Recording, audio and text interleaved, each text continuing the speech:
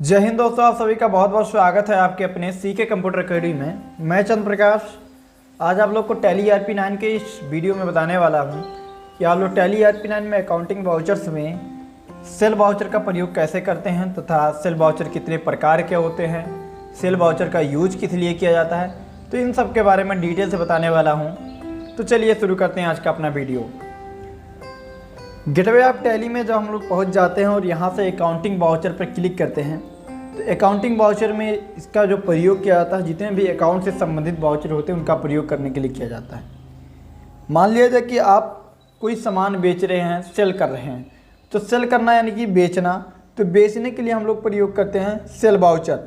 और cell voucher का shortcut की होता है F8। आप चाहे तो अपने कीबोर्ड से F8 प्रेस कर सकते हैं या फिर आपके साइड में यहाँ पर इस तरह आप देख रहे होंगे, जहाँ पर हमारा पॉइंटर है, इस पर आप क्लिक कर दें। जिस पे आप क्लिक करते हैं तो देखिए यहाँ पे सेल्स लिखा है, तो आपका आ जाएगा, देखिए यहाँ पे सेल्स वाउचर। अब सेल्स वाउचर नंबर यहाँ पे 1 लिखा है, इससे मतलब इससे पहले हमने एक भी वाउचर यूज़ नहीं किया है।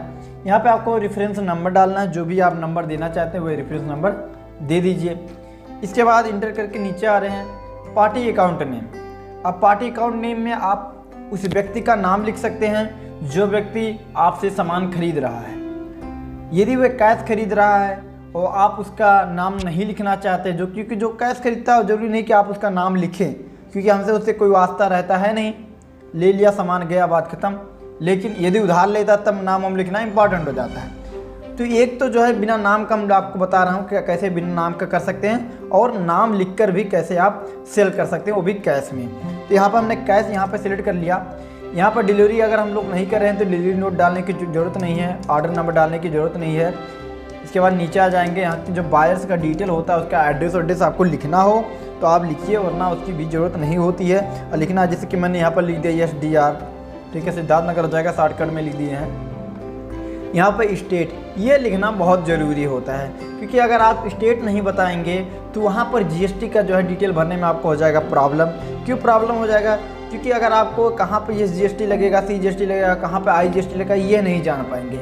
इसीलिए यहाँ पर जो है स्टेट चुनना बहुत ज़रूरी हो जाता है। मान लिया जाए कि अपने ही स्टेट का है, यानी कि उत्तर प्रदेश का निवासी है या जो आपका खरीदने वाला है, तो वह जहाँ आप यहाँ पे उत्तर प्रदेश को सिलेक्ट कर लेंगे। GST रजिस्ट्रेशन टाइप, यदि जो आपका कस्टमर अगर आपसे सामान खरीद रहा है, यदि वह GST में रजिस्ट्रेशन करवाया है, तो GST में भी 2 प्रकार का होता है, आप लोग को पता होगा, कंपोजिशन होता है, रेगुलर होता है, तो उसको भर सकते हैं। या फिर कंज्यूमर होता है, जो खरीदने वाले केवल होते हैं तो वह कंज्यूमर होते हैं, तो आप उनको भर सकते हैं। या फिर अगर वह रजिस्टर्ड ही नहीं कहीं करवाया है तो अनरजिस्टर्ड करके इंटर करके आ जाएंगे बाहर। तो जैसे यहाँ पर आते हैं तो यहाँ पर देखिए आपके सामने यहाँ लिखा गया है सेल्स लेजर। सेल्स लेजर में हम लोग भरते हैं सेल्स अकाउंट जो बनाए रहते हैं लेजर्स में, जैसे कि सेल इन स्टेट और आउट स्टेट। इन स्टेट बनाते हैं कि उन लोगों के लिए जो हमारे ही राज्य के होते हैं, जहाँ पर हमारी कंपनी होती है, वहीं के अगर हमारे कस्टमर हैं जो हमसे सामान खरीद रहे हैं, तो उसके लिए हम लोग यहाँ पे सेल इन स्टेट को सिलेक्ट करते हैं। तो इस पर चाहे आप 2 बार क्लिक कर दें या फिर इंटर कर दें, तो आपका यहाँ पर फिल हो जाएगा। इसके बाद नेम ऑफ आइटम्स, यानी कि आपको उस वस्तु का नाम यहाँ पे लिखना है जो वस्तु आप बेच रहे हैं। तो जैसे आप एक अक्षर लिखेंगे तो साइड में लिस्ट का नाम आ जाएगा।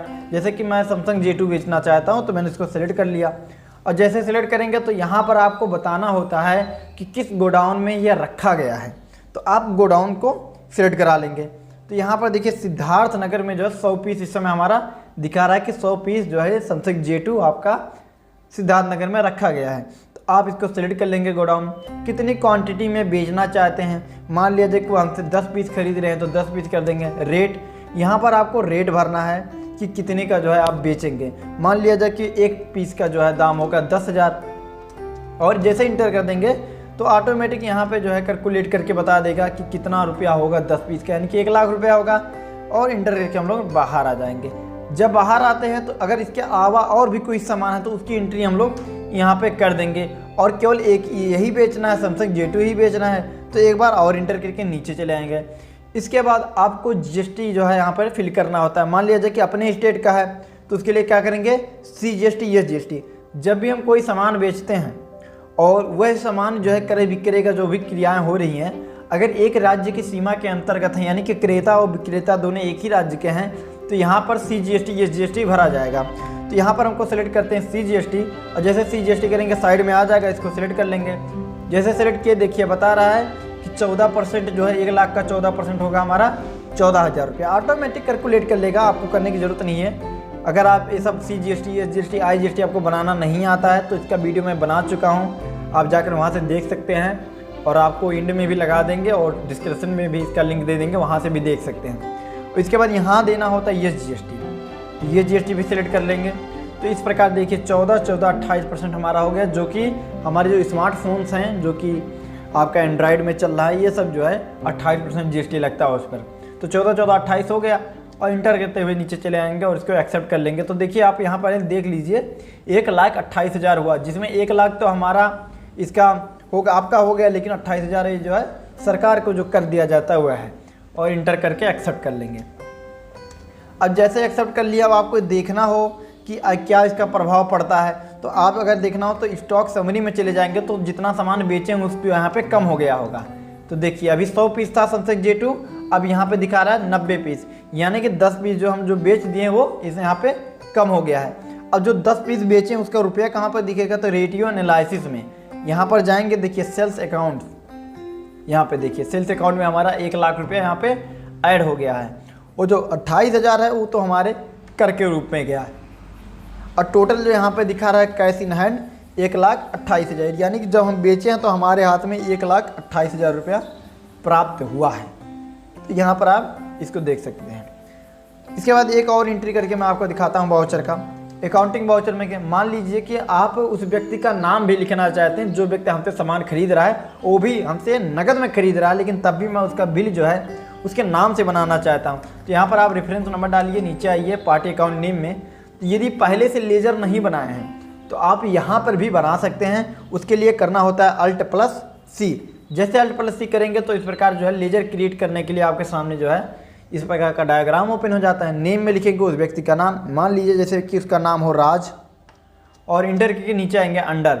यही हमारा जो अंडर है यही सबसे मेन काम करता है, जो कि हमारा यहाँ पर अंडर है। अंडर जो हो जाता है उसी के हिसाब से हमारा रेटियो एनालिसिस पे प्रभाव पड़ता है। तो राज लेकिन वो हमसे नगद खरीद रहा है, तो उसके लिए कैश इन हैंड कर देंगे और इंटर करके नीचे चले आएंगे।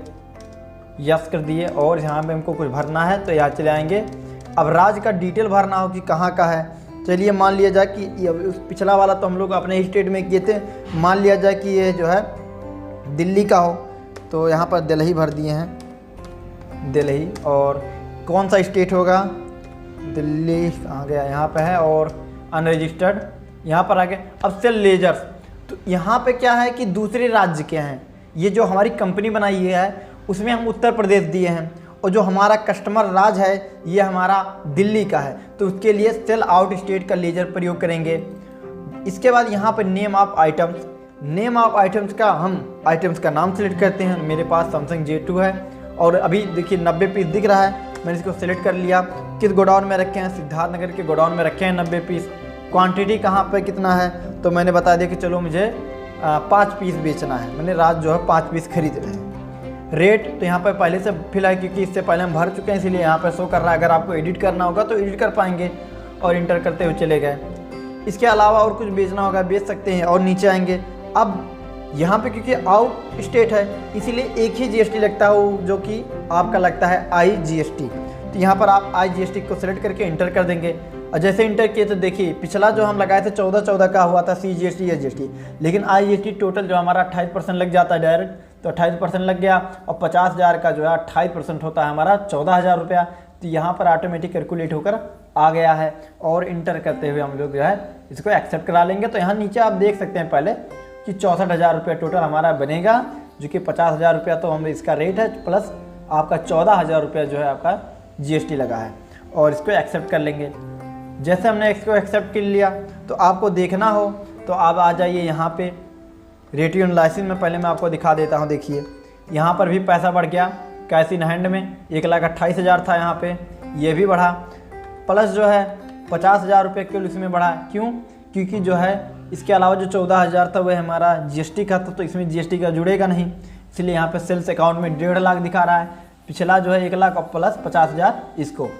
और अगर आपको डिस्प्ले के माध्यम से देखना हो कि जितना दिन भर में जितना भी हम लोग एंट्री से करते हैं तो डे बुक में हमको दिख जाता है। देखिए दिखा रहा है कि कैश जो है आप किए हैं सेल्स वाउचर का प्रयोग करके वाउचर नंबर 1 और वह था 1,28,000। दूसरा राज के नाम से है, यह भी सेल्स है और दूसरा वाउचर नंबर 2 है और 64,000 रुपये आपको इसका मिला है। तो डे बुक में आप इसको देख भी सकते हैं। और मैं आपको स्टॉक समरी भी दिखा देता हूँ। 90 था, इस समय 85 हो गया होगा। देखिए 85 हो गया है। तो ज़रूरी नहीं कि कैश जब आप किसी को जो है सामान बेच रहे हैं तो उसका नाम ना लिखा जाए या नाम ही लिखा जाए। यदि वह इच्छुक नहीं है या आप भी नहीं लिखना चाहते या वो अपना नाम नहीं बताना चाहता, सामान दिया चलता बन रहा है, आपको जो भी बिल देना हो दे दीजिए, बात ख़त्म, तो उस जगह पर आप कैश भर देते हैं। लेकिन अगर कोई ऐसा सामान बेच रहे हैं जिसमें किसी चीज़ का वारंटी हो या गारंटी हो तो वहाँ पर उस व्यक्ति का नाम, एड्रेस, फुल डिटेल भरना अनिवार्य हो जाता। तो आप लोग उसका नाम भरें और कैश दे रहा है तो अंडर में जो उसको जो है जब लीजर बनाएं तो कैश इन हैंड कर दें। तो इस प्रकार आप करेंगे तो रेटियो लाइसेंस में वह पैसा जो देगा, क्या से उसका नाम है, वो आपके जो है कैश इन हैंड वाले में पहुँच जाएगा। मान लिया जाए कि कोई व्यक्ति जो है आपसे उधार सामान खरीद रहा है तो उसके लिए एक लेजर बनाएंगे। तो लेजर कैसा बनेगा, तो आप यहाँ से भी बना सकते हैं या फिर जाकर पीछे जो है आप चले जाएंगे, पीछे से वहाँ से भी बन जाता है। मैं आपको दिखा देता हूँ। यहाँ से अकाउंटिंग इन्फो में आएंगे और लेजर यहाँ से भी बना सकते हैं। तो जो भी व्यक्ति हमसे सामान उधार लेता है, यानी कि जो ऋणी व्यक्ति होता है, उसके नाम का जब हम अपने खाता बनाते हैं उसका लेजर में, वही खाते में उसका नाम का जो खाता बनेगा वह बनेगा सैंडी डेबिटर। तो पहले उसका नाम लिखेंगे। मान लिया जाए कि यहाँ पे कोई जो है रोहित करके कोई व्यक्ति है और वह हमसे उधार सामान ले रहा है, तो उसका जो अंडर होगा वह होगा सैंडी डेबिटर। तो आप सैंडी डेबिटर जो है यहाँ पे सेलेक्ट कर लेंगे। अब यहाँ पे कह रहा है बिल बाय बिल क्या डिटेल रखना चाहते हैं, यस डिटेल रखना चाहते हैं, तो जो भी आपको यहाँ पे रखना है रखिए। उसका एड्रेस उधार जो कोई सामान ले उसका एड्रेस तो ज़रूर लिख लें, क्योंकि जो है बहुत ज़रूरी हो जाता है, क्योंकि बाद में पैसा भी तो लेना होता है। अगर वो देने से बच रहा है तो आप अपनी तरफ से कोशिश करें कि पैसा निकल जाए। यहाँ पर पिन कोड देते हैं। बैंक का डिटेल देना हो तो वहाँ दीजिए। उसका जो है पैन कार्ड नंबर डालना हो तो यहाँ पे डाल दीजिए। यहाँ पे उसका जीएसटी डिटेल्स डालना हो तो आप भर सकते हैं यहाँ पर, वरना कोई बात नहीं, इंटर करते हुए चले आइए। तो यह लेजर हमारा बन चुका है। देखना हो तो डिस्प्ले के माध्यम से देख भी सकते हैं। यहाँ पर है रोहित, देखिए यहाँ पर है। और अब इसका प्रयोग करके मैं आपको दिखा देता हूँ। ट्रांजैक्शन में आएंगे, अकाउंट वाउचर और रेफरेंस नंबर जो भी आपको डालना है वही डाल दीजिए। पार्टी अकाउंट नेम में देखिए आ गया रोहित का नाम। रोहित का हमने नाम सेलेक्ट कर लिया। ऑर्डर तो है नहीं, इसलिए ये सब भरना नहीं हमको। और जो डिटेल हम वहाँ पर दे चुके हैं यहाँ पर उठा लिया है, कुछ भरने की ज़रूरत पड़ेगी नहीं। और यहाँ पे पूछ रहा है किस सेल्स लेजर, किस प्रकार के लेजर हैं, तो अपने ही स्टेट का व्यक्ति इसलिए सेल इन स्टेट कर देंगे। और इसके बाद आइटम्स का नाम लेंगे कि कौन सा आइटम है जो हमसे खरीद रहे हैं उधार पे। तो हमारे पास है सैमसंग J2, मैंने इसको सिलेक्ट कर लिया। किस गोडाउन में रखा है, तो हम लोग सिद्धार्थनगर में रखे हैं तो इसको सेलेक्ट कर लेंगे। कितनी क्वांटिटी में वह खरीद रहा है, कितनी मात्रा में, मान लीजिए 5 पीस खरीद रहा है, रेट हमारा है 10,000, तो इस हिसाब से 50,000 रुपये इसका हो गया। और इंटर करते हुए नीचे चले आएंगे, यहाँ पर हम लोग GST लगाएंगे। तो अब ये सेल इन स्टेट है, तो सेल इन स्टेट में CGST SGST दोनों लगता है। तो यहाँ पर हम जो पहले SGST लगा देते हैं, जैसे इंटर करोगे सब कैलकुलेट कर लेगा। इसके बाद CGST भी लगा देते हैं। तो देखिए 7,000 रुपये जो है 14% के हिसाब से बढ़ना है, तो ऑटोमेटिक कैलकुलेट कर लिया और इंटर करते हुए चले जाएंगे। तो ये जो है आपका एक्सेप्ट करा लेंगे तो आपका हो गया। अब देखना हो तो आपका रेटियो लाइसेंस में इसका प्रभाव देख लीजिए कि पैसे पर क्या प्रभाव पड़ता है। तो ना कैश इन हैंड में आपका पैसा बढ़ा, यहाँ पे जो है यहाँ पर भी नहीं बढ़ रहा है। क्या हो गया, अब आप देख सकते हैं कि देखिए यहाँ पे जो है आपका सैंडी डेबिटर में जो है यहाँ पर पैसा आपका सेल अकाउंट्स में दिखाएगा, लेकिन ये पैसा आपके हाथ में नहीं लगा है, ये अभी है उधार। ठीक है, 1.5 लाख था, 50,000 का सामान बेचे हैं, 2 लाख रुपया हो गया है। जो आपका 14,000 रुपया है वो आपका चला जाता है किसमें, GST में चला जाता है। तो यहाँ पर उसको नहीं देख सकते। यहाँ पर आप देख रहे हैं कि सैंडी डेबिटर में हमारा जो है यहाँ पर दिखा रहा है। सैंडी डेबिटर होता है कि जो हमारे ऋणी हों, और इस पर क्रेडिटर का मतलब होता है हम जिसके ऋणी हों। तो सैंडी डेबिटर में देखना होगा कि कौन व्यक्ति है जो हमसे पैसा लिया है या हमसे सामान लिया है। तो इस पर जब एक बार क्लिक करेंगे तो उसका नाम बता देगा। देखिए यहाँ पर बता रहा है कि रोहित जो है आपके डेबिटर हैं और 64,000 रुपया लिए हैं, सामान लिए हैं मतलब उतने का। और एक बार क्लिक कर देंगे तो ये भी बताएगा किस डेट में लिए हैं। एक बार और क्लिक कर दोगे तो बता देगा कौन सा वाउचर प्रयोग करके किया गया। एक बार और इंटर कर देते हैं तो पूरा डिटेल बता देता है कि क्या क्या सामान लिए थे। तो इस प्रकार जो है आप सेल वाउचर का प्रयोग कर सकते हैं। और यदि कोई व्यक्ति जो है पैसा हमको जो है बैंक के माध्यम से दे रहा है तो यहाँ पर रेफरेंस नंबर डाल देंगे और पार्टी अकाउंट नेम में यहाँ पर हम बैंक का डिटेल अपना फिल कर देंगे।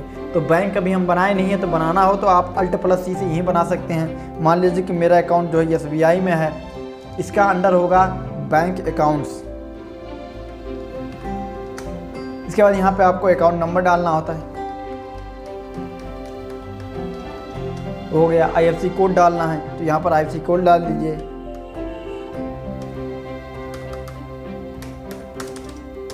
इंटर करते हुए नीचे चलिए, ब्रांच का नाम देना, ब्रांच का नाम दे दीजिए। यहाँ पर जो है चेकबुक का प्रयोग करना हो तो यस कर दीजिए, अगर चेकबुक का नहीं प्रयोग करते हैं तो नो कर दीजिए। यहाँ पे SBI एड्रेस तो अपना एड्रेस लिख दीजिए, और जो है कंट्री कौन सी है, स्टेट कौन सी है, पिन कोड कितना लगता है, ये सब भरने के बाद इंटर करते हुए चले आइए। तो इस प्रकार जो हमारा SBI का बन गया। अब जो है जो बायर्स है उसका डिटेल हमको यहाँ पे मिल जाता है। मान लिया जाए कि जो व्यक्ति हमको SBI के माध्यम से पैसा दे रहा है, यानी कि बैंक में हमारे पैसा ट्रांसफ़र करेगा, वह हमारे ही राज्य का है, तो उसे स्टेट कर दिए कौन सा सामान ले रहा है, तो आइटम्स का नाम हमारा हो गया। किस गोडाउन में है तो गोडाउन का नाम सेलेक्ट करेंगे, कितनी क्वांटिटी में, क्वांटिटी हमने 5 कर दिया। तो इस प्रकार से जो है हमारा सब हो जा रहा है। और इंटर करते हुए नीचे आएंगे तो यहाँ पर आपका GST लगाएंगे। सेलिंग स्टेट है इसीलिए 2 प्रकार की GST लगता है, एक लगता है SGST और एक लग जाएगा हमारा CGST, और इसको सिलेक्ट कर लेंगे। तो देखिए हमारा जो है इस प्रकार ये भी हो गया 64,000 का, और इसको जो है यहाँ पे एक्सेप्ट कर लेंगे, हो गया। अब देखना हो तो आप इसे आके रेट एनालिसिस में इसको भी देख सकते हैं आप यहाँ पे। तो बैंक अकाउंट में दिखा रहा है कि 64,000 रुपये आपके बैंक अकाउंट में आया है। तो कोई व्यक्ति यदि आपको बैंक के माध्यम से पैसा भेज रहा है तो उसके लिए आप पार्टी अकाउंट नेम में अपने बैंक को जो है सिलेक्ट करा लेंगे। और यदि कोई व्यक्ति उधार ले रहा है तो उस व्यक्ति का नाम उसमें सेलेक्ट कराएंगे, लेकिन जब उसको क्रिएट करेंगे उसका लेजर तो सैलरी डेबिटर कर देंगे। और कोई व्यक्ति इधर कैश दे रहा है लेकिन फिर भी आप उसका जो है उसी नाम के वाउचर बनाना चाहते हैं तो उसी के नाम से लेजर बनाइए, लेकिन सैलरी डेबिटर जो है ना भरकर अंडर में आप भर देंगे कैश इन हैंड। आशा करते हैं आपको हमारा वीडियो अच्छा लगा होगा। वीडियो अच्छा लगा है तो वीडियो को लाइक कीजिए, हमारे चैनल को सब्सक्राइब कीजिए, बेल आइकन का नोटिफिकेशन को प्रेस कीजिए। मिलते हैं किसी अन्य वीडियो में, तब तक के लिए नमस्कार, जय हिंद।